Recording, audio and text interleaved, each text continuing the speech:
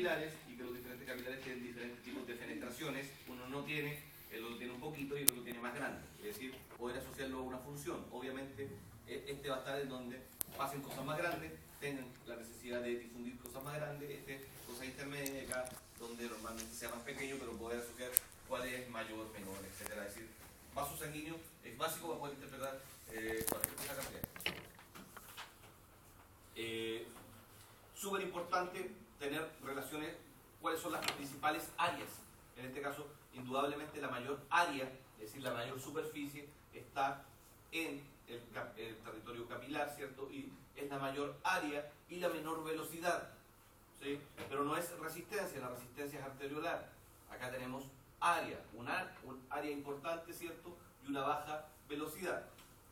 Ahí está representado gráficamente, ¿cierto? La disminución de la velocidad y el área implican, ¿cierto? Son las adaptaciones para el intercambio de sustancias que están asociados a cada una de ellas. Vénulas y venas, conocer las características anatómicas principales y la función, lo más importante con respecto a la vena es la función de capacitancia y poder asociarlo a estimulación. Si tengo una vena llena de sangre, es decir, con una alta capacitancia y produzco una vasoconstricción, ¿qué va a ocurrir? Voy a tener más sangre disponible, es decir, voy a tener un mayor retorno venoso. ¿Sí? Es decir, poder asociar que además de tener la función, que asociarla, ¿cierto?, funcionalmente, es decir, si la contraigo, esa sangre está disponible ahora para la circulación. ¿Sí? Si no la estimulo, la sangre no está disponible para la circulación. Factores como el largo, sabemos que no es representativo, si sabemos que la presión está determinada por el diámetro, ¿cierto? Y la longitud no es importante, sino que la diferencia de presión respecto a una u otra. La función de las venas, que es devolver la sangre hacia el corazón, ¿cierto? Las válvulas, que es parte de la estructura normal de las venas. Estructura, función, de manera general, hay que ver. Con respecto a hemodinámica que tiene que ver con las magnitudes físicas involucradas en todo esto, obviamente, con respecto al flujo, claro, es clave, ¿cierto?, conocer los factores de resistencia, es decir, saber que si aumento la resistencia de un vaso sanguíneo se redistribuye el flujo, es decir, tengo que el flujo total sigue siendo el mismo, 4 litros por minuto, ¿cierto? Es decir, este es el mecanismo que opera en la redistribución, es decir, cuando nuestro cuerpo tiene que enviar más sangre a un lugar u otro, ¿cierto? Opera, ¿cierto?, disminuyéndolo hacia una estructura. ¿Sí? También poder asociarlo a la relación inversa, es decir, si necesito más flujo en un lugar, obviamente voy a producir el efecto contrario, una vasodilatación, para poder irrigarlo. Es decir, si sé uno, el otro lo tengo que poder relacionar. En este caso, ¿cierto?, esta figura hay que tenerla bastante claro, ¿cierto?, que tenemos dos factores con respecto, los cambios en el área transversal afectan la velocidad de la sangre, pero no el flujo.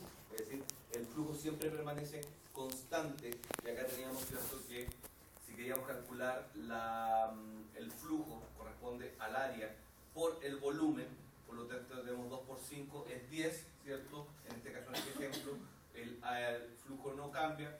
Luego, si tengo un área súper grande, ¿cierto? En este caso tengo una velocidad bajita, va a disminuir la velocidad cuando aumente el área, ¿cierto? Que es lo que ocurre en la red capilar. En la red capilar tengo esto mismo, pero en vez de ser uno solo, son muchos.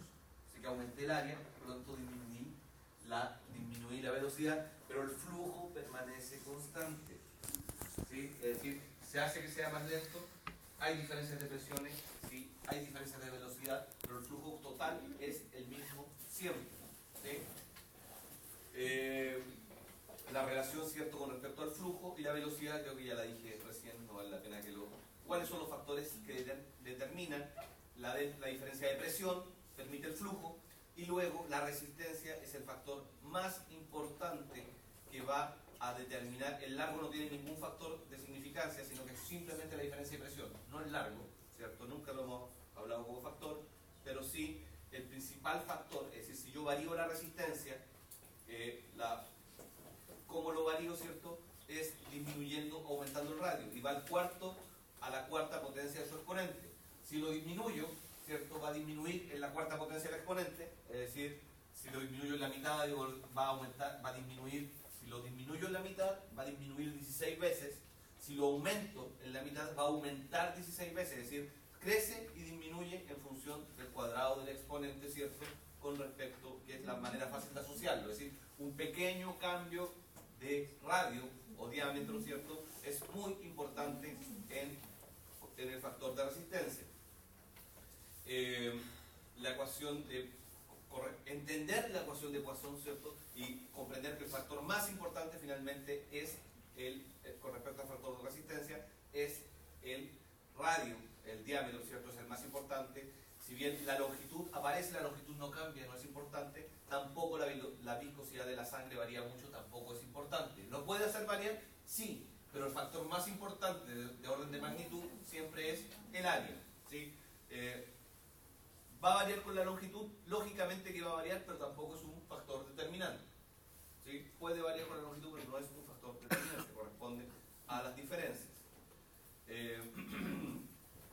Normalmente, acá también dice, la longitud de los vasos no cambia, por lo tanto no es un factor posible. Es decir, ¿es posible? Sí, es posible, pero no cambian. No somos elásticos nosotros, no cambiamos, no cambia la longitud de manera trascendente. La viscosidad, ¿cómo lo afecta? Sí lo afecta, ¿cierto? Pero de manera mínima. El más importante es el radio, es importante ese. Esto es súper importante con respecto al flujo turbulento y laminar. ¿Qué significa cada uno de ellos? ¿Cuáles son los factores que lo determinan? Flujo laminar lento, sin cambios de dirección, ¿cierto? Avanza más rápido, la forma avanza más rápido el centro porque va disminuyendo el roce con respecto a las paredes. ¿Qué implica el flujo turbulento? El flujo turbulento implica una disminución en la velocidad, un aumento de la presión, ¿cierto? Y también tenemos ruidos. El flujo turbulento genera ruidos, el flujo laminar es silencioso. Por lo tanto, se utiliza esta capacidad para, por ejemplo, que es la aplicación de esto, para medir el tiempo. Normalmente cuando el flujo turbulento, ¿cierto?, hace que la caída en la presión sea más grande, es decir, que hay una mayor diferencia de presión entre un extremo y otro del capilar, hay mayor resistencia, está determinado principalmente nuevamente por el diámetro. La aplicación de este concepto, ¿cierto?, es decir, que si produzco una extenuación, una curva o una compresión, ¿cierto?, se va a generar un flujo turbulento y este flujo turbulento se escucha. Y este flujo turbulento se escucha, ¿cierto?, se aprovecha, por ejemplo, para medir la presión, ¿sí? Es decir, comprender, asociar los factores asociados a ellos.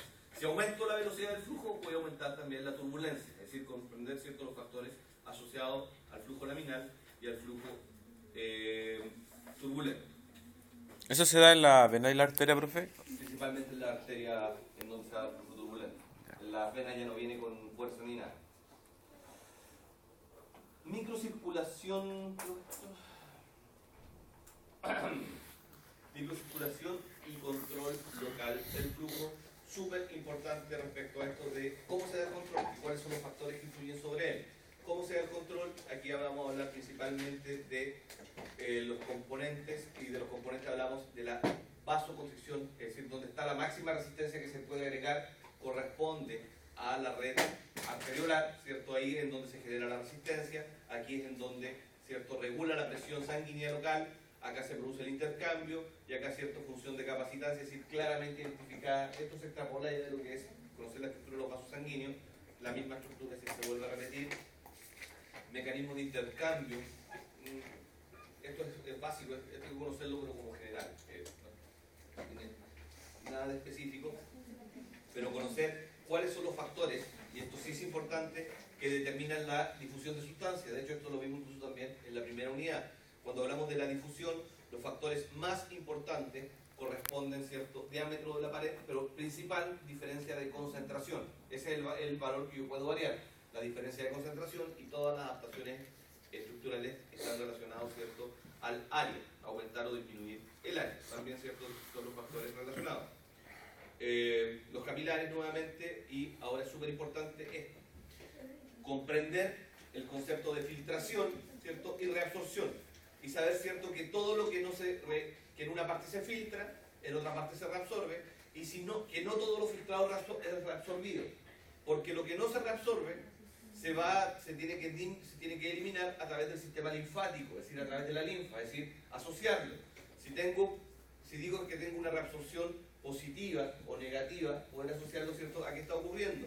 Si hay mayor filtración que reabsorción, se está juntando líquido, por lo tanto asumo que está produciendo un edema. Por lo tanto, también asociar a los factores que pueden producir o disminuir la posibilidad de edema.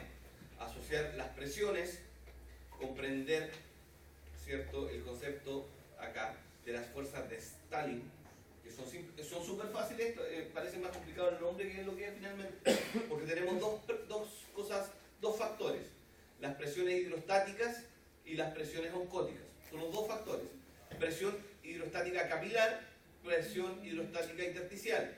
Obviamente, para que haya una diferencia, para que salga el flujo, tiene que ser la que sea mayor, gana. Así de simple. Si es mayor la capilar que la intersticial, sale. Si es mayor la intersticial que la capilar, entra. Normalmente la condición es que la hidrostática, la que aumenta, la que tiene la posibilidad de aumentar, es la capilar. La hidrostática, no hay ningún corazón que la sostenga, por lo tanto no tiene relaciones de aumentar de manera espontánea. El control está, en este caso, presión capilar. Respecto a la presión oncótica, ¿cierto?, tenemos dos nada más también, que tienen que ver con lo mismo. Es decir, la presión oncótica, la que sea mayor gana. Es decir, si es mayor la capilar, entra, en este caso, entra linfa. Si es mayor la intersticial, sale linfa. A eso se referencia. En la parte arterial de un capilar vamos a tener una gran presión capilar y vamos a tener una presión, en este caso intersticial, baja. Es decir, y así va a ser al revés. En la parte final vamos a tener una presión, en este caso capilar, alta con respecto a la de afuera, por lo tanto tiene a volver. Siguiente gráfico, se pregunta todo de nuevo. En el siguiente gráfico, saber que en la primera parte de la red capilar predominan las altas presiones, en este caso hidrostáticas, desde el capilar hacia afuera, es decir, tiende a salir linfa, ¿cierto?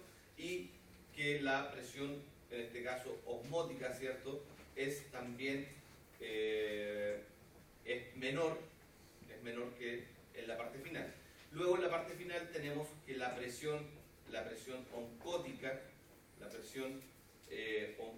es mayor que la presión hídrica, por lo tanto va a permitirse el ingreso, es decir, asociar ingresos y disminuciones, asociarlos a permeabilidad, etc. Factores, esto ya lo dije.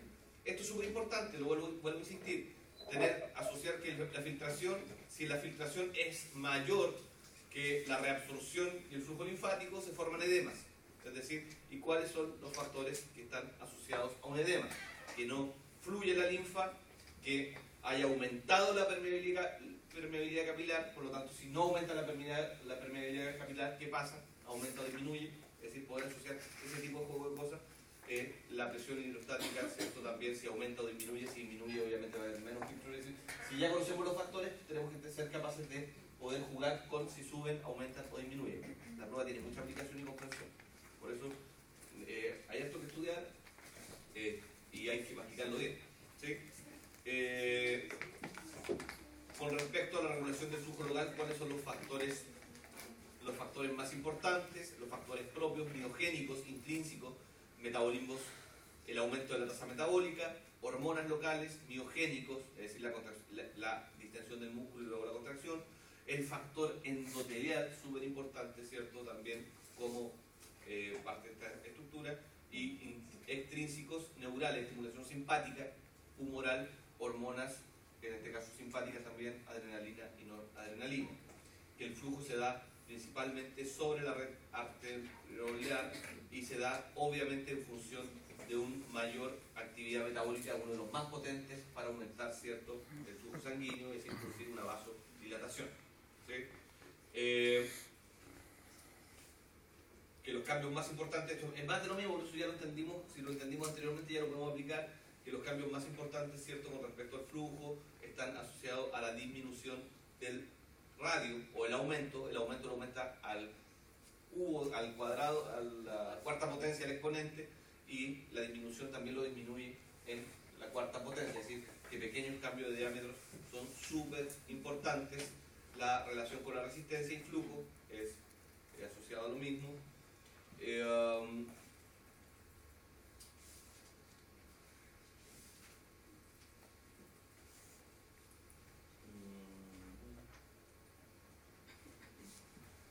factores que están asociados, es decir, prácticamente todo.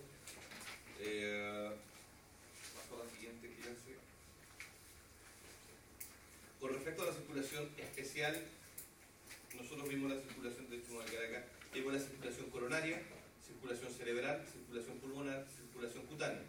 Asociar que si hay conocimientos generales y específicos. Generales es que si hay un mayor requerimiento metabólico, obviamente se va a aumentar la irrigación. Ese es un conocimiento general. Por lo tanto, si aumenta la actividad del corazón metabólica de bombear, obviamente debe aumentar, aumenta su gasto metabólico, aumenta su consumo de oxígeno, por lo tanto debe aumentar también la circulación coronaria. Lo mismo también con el cerebro, con la circulación cutánea. En este caso no era importante la relación con respecto a la tasa metabólica, sino que es importante respecto a la circulación cutánea, más que nada como termorregulador. ¿Cuáles son los factores más importantes de cada una de ellas? En particular, a las dos más sensibles, la cerebral y la pulmonar. ¿Sí? Enfoquen sus estudios en cerebral y pulmonar.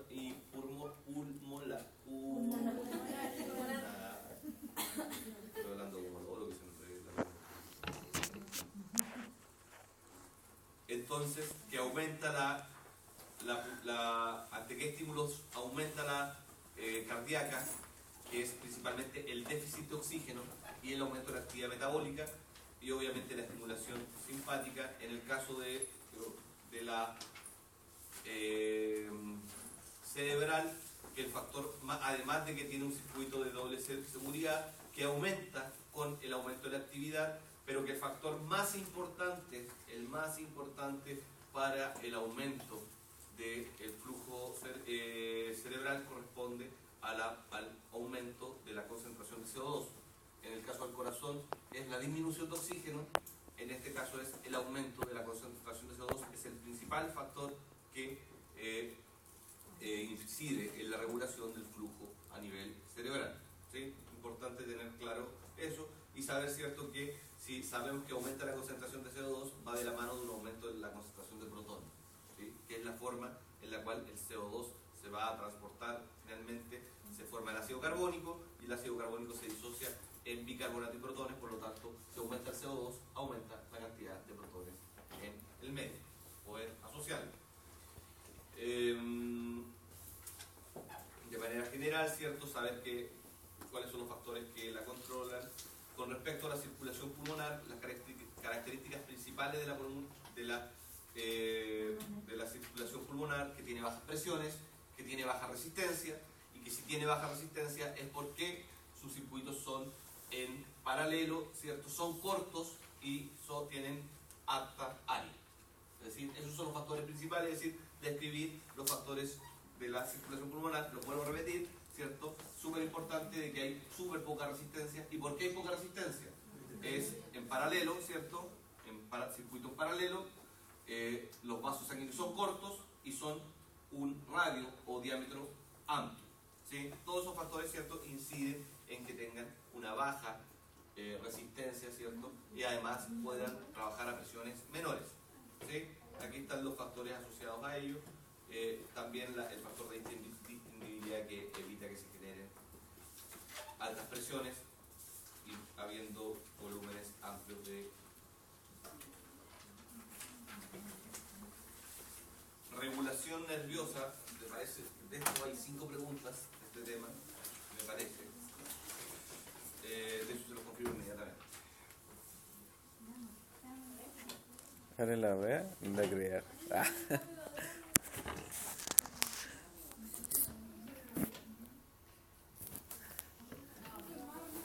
Arriba, cátedra 2.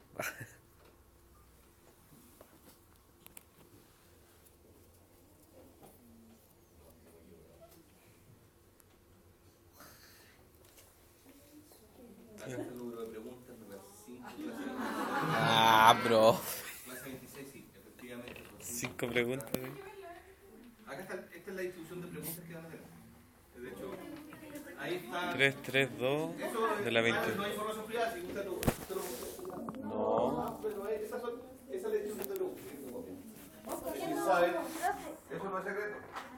De hecho, De la 19.3. ¿Corresponde esas 50 preguntas? ¿Ah? ¿Te sirve para saber que en cuál tiene que enfocarnos más? Que de la que hay dos no voy a estudiar tanto como en la que hay. Posiblemente. Profe, ¿cuál es la moto? ¿Ah? ¿Cuál es la moto? Sí, no. Puede Pero, no sé, esto no es información privada. Va. de la 19.3, 23, 21.5, 22.2, 23.2, 24.3, 25.2, 26.5, 27.2, 28.2, 29.2, 34, 31.3, 3, 3, 3, Y 3, la introducción de 35. las preguntas son estas. Memoria De compleja. memoria son el 35%, 35% de comprensión y 30% de aplicación. 30%, es decir, son 18, 18, 36 y 14 preguntas. 36, son 50 Creo preguntas. que me quedó desbalancear una pregunta. Creo que tiré una más de un tema que de otro. Son 50 preguntas. Cierto. Para que hagan la prueba. Va a variar el número. Si se dan cuenta, la felicito. No se dan cuenta. Entonces, regulación nerviosa y endocrina. Son 5 preguntas. Aquí hay que tener claro cuáles son los sensores. Y quiero, en realidad, tener claro el circuito completo. Si hay que tener, no es tan complicado desde el punto de vista saber que los sensores son sensores mecánicos y sensores químicos, ¿cierto? Que van a medir reflejos desde el centro de regulación de la presión, ¿cierto?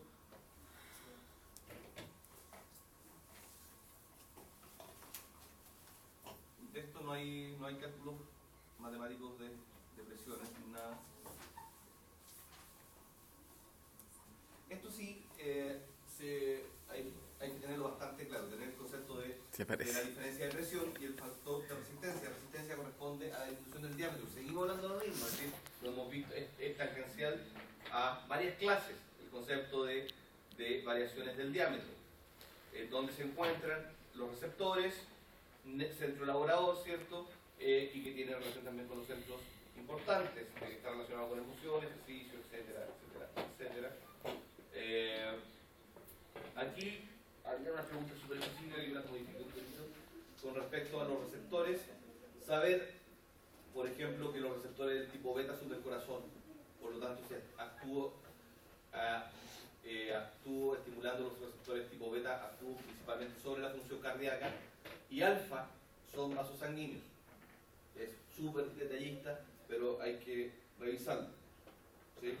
Yo hice algunas modificaciones para que tuvieran mayor cantidad de integración las preguntas.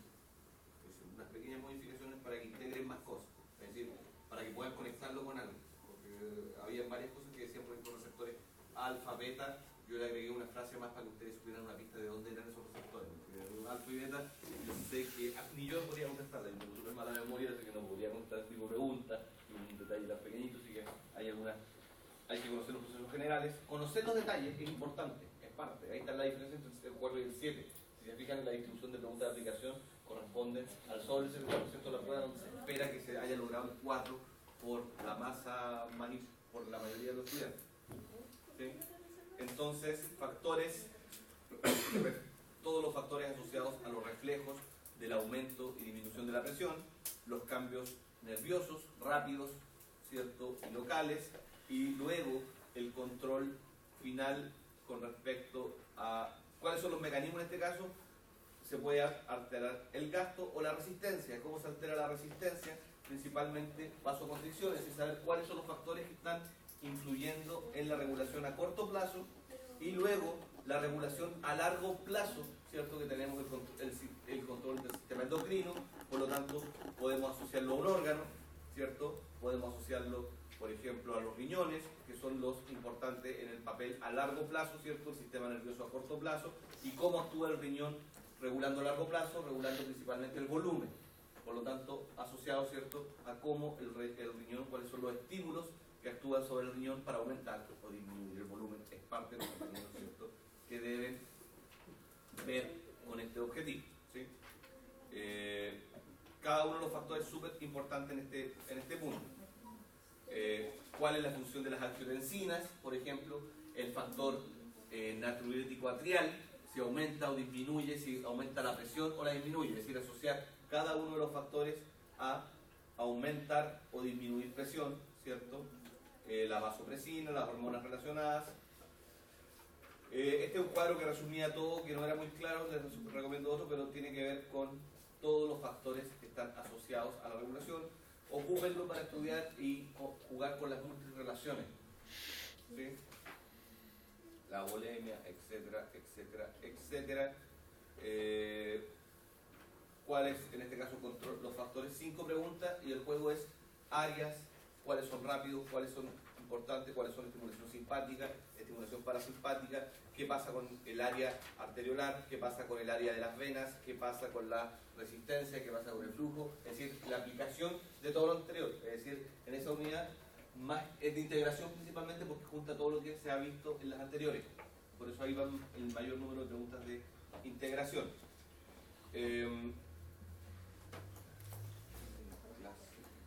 ¿Cuál es la última que se acaba de ver? ¿Cuál? 27. ¿27? Sí. De sangre, ok. De sangre, ¿qué hay que saber de ella? Hay que saber qué son las dietas. Ñache. Obviamente conocer los componentes de la sangre, el plasma, las células de la sangre, de las células, ¿cierto? Saber cuáles son células y cuáles son fragmentos celulares y de cuáles, en dónde se forman. Por ejemplo, saber que el proceso de hematopoiesis es en la médula de los huesos largos, ¿cierto? Por lo tanto, se van a producir glóbulos rojos, glóbulos blancos, plaquetas. ¿Cuáles de ellos son los más numerosos? Son los glóbulos rojos, ¿cierto? Después, dentro de los glóbulos blancos, ¿cuáles son los más numerosos, ¿cierto? Que en este caso son los neutrófilos. Las plaquetas, ¿de dónde vienen? A ver, voy a llegar. El proceso de hematopoiesis, ¿dónde ocurre?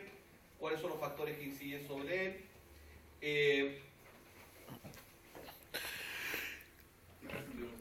La célula de la cual proviene, acá esta se puede mostrar, de la cual proviene cada una de ellas. Por ejemplo, las plaquetas provienen de un megacariocito, tenemos claro cuál es el origen de cada una de las células.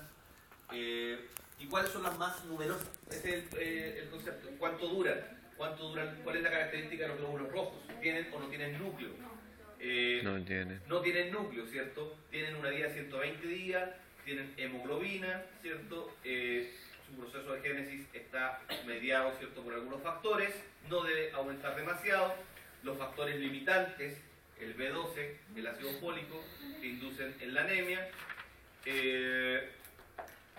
Respecto a los glóbulos rojos, si realizan metabolismo aeróbico o anaeróbico, realizan anaeróbico, pueden metabolizar ATP de manera anaeróbica, lo dijimos en clase, ¿sí? Respecto a la hemoglobina, ¿cuántos grupos puede transportar? ¿Cuántos oxígenos? Es decir, la estructura general de la hemoglobina. Luego que su producto de degradación se transforma la hemoglobina en bilirrubina. ¿Y en dónde ocurre esto? Inicialmente en el vaso, luego puede continuar en el hígado, pero ya en el vaso tenemos la transformación y esto es parte, por ejemplo, saber que lo podemos asociar con un digestivo. Por ejemplo, porque la bilirrubina es un producto de excreción. Ojo, miren, la bilis es un producto de secreción, pero en ella hay contenidas producto de secreción y producto de excreción. Es decir, en la bilis hay bilirrubina y la bilirrubina se está eliminando como desecho, por lo tanto es un producto de excreción. Pero también hay sales biliares y las sales biliares se intentan incluso reciclar. Por lo tanto, las sales biliares no son un producto de excreción, son un producto de secreción que está presente en la bilis.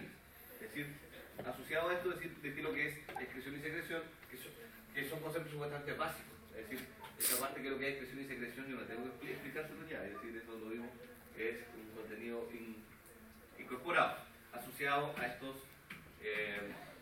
este proceso.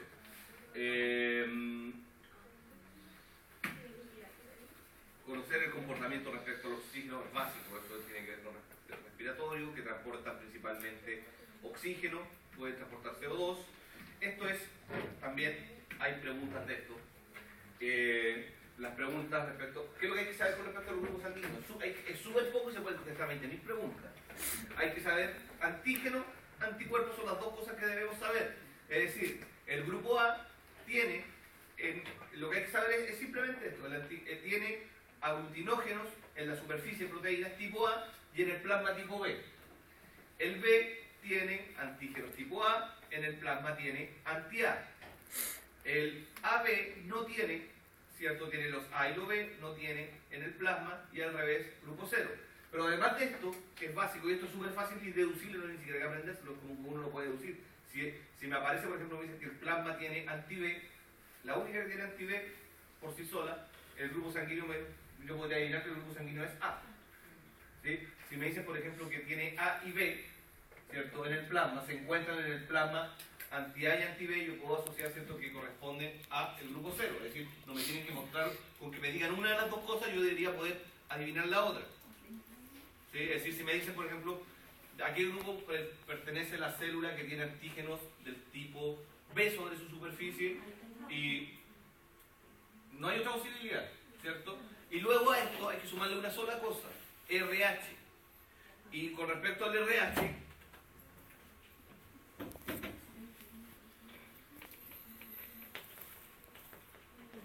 para tenerlo completo, si tenemos en el glóbulo rojo, tenemos la presencia del factor RH, si está, es en consecuencia RH positivo. Pero ahora, y si no está, es RH negativo, es decir, si no está en ausencia, lo voy a poner así como ausencia, es RH negativo. Pero ahora, con respecto al plasma, eso es con respecto a la superficie. Si les digo que en este caso está el factor RH, por lo tanto es RH positivo, en el plasma no debe haber nada, ¿cierto? Y en este caso es RH negativo, en el plasma podría haber el factor anti-H, podría haber, pero en este caso normalmente no está, ¿sí? Lo vuelvo a repetir. Si me dijeran entonces que en el plasma aparece anti-RH, o si me dicen que no aparece anti-RH, ¿yo puedo asumir que es RH negativo o positivo? ¿Qué es lo que es? RH positivo. ¿Sí? Porque si estuviera, obviamente se produce la relación de coagulación. ¿Sí? Es decir, poder asociarlo a, si es, además de asociar al grupo RH, cada uno de los grupos, asociar que existe uno más que el RH, si está presente en el plasma, RH positivo, lo vuelvo a repetir, y si está presente, obviamente en el plasma no va a haber nada, porque si estuviera, se produce relación de coagulación, ¿sí? Y en el caso contrario, en el RH negativo, ¿cierto?, no hay nada, y en el plasma normalmente tampoco hay nada. ¿Sí? Normalmente no hubiera nada, a menos que se hubiese habido se hubiese puesto en presencia en algún momento de su vida con el factor RH, lo cual es súper extraño, porque si se fijan con respecto a los grupos sanguíneos A, B y AB, nunca estuvo en contacto con el del grupo A, nunca tuvo contacto con el B y tiene el anti-B.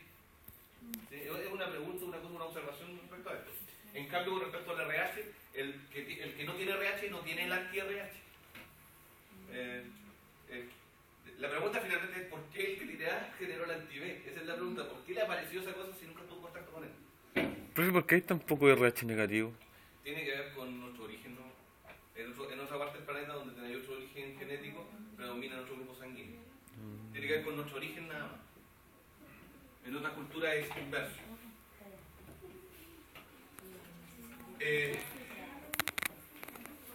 Ok. Eso con respecto a sangre clave.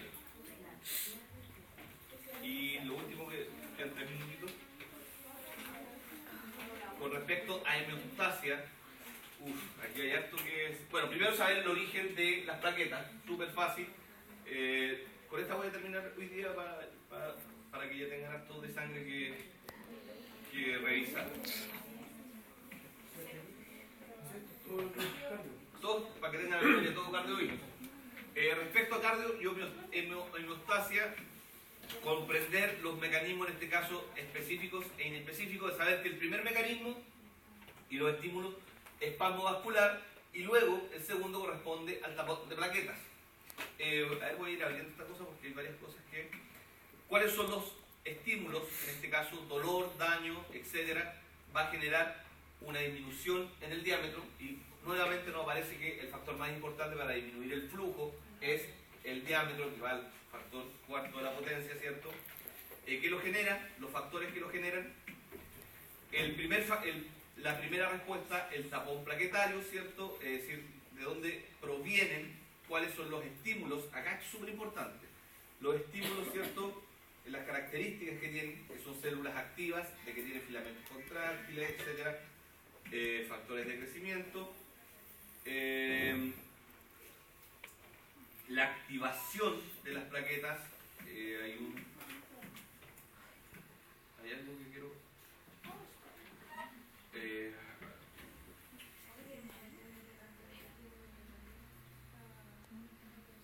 esta cosa, aquí está, el factor plaquetario, ¿cierto?